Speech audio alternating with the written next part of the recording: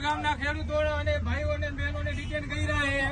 અત્યારે police station લઈ જાય બરોબર કામ ચાલુ કરે બરોબર. અમને યોગ્ય વળતર દેતા નથી. ટેલિગ્રાફ ઓથોરિટી પ્રમાણે કંપનીને ઓથોરિટી એ સંપૂર્ણ વળતર દેવાનું, તેમ છતાં કોઈ પણ વળતર દીધા વગર બળજબરીપૂર્વક કામ કરી રહ્યા છે અને ખેડૂતોને ડિટેન કરી રહ્યા છે.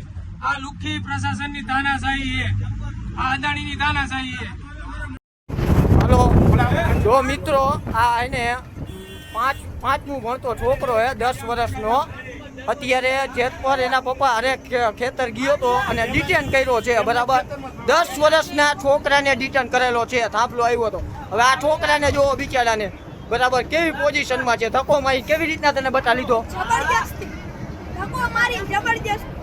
જબરજસ્તીથી ધક્કો મારીને અંદર બે આવ્યો છે બસમાં બરાબર. એટલે આ મિત્રો તાનાશાહી હાલે છે પોલીસની. માળિયા પોલીસ સ્ટેશન પહોંચી ગયા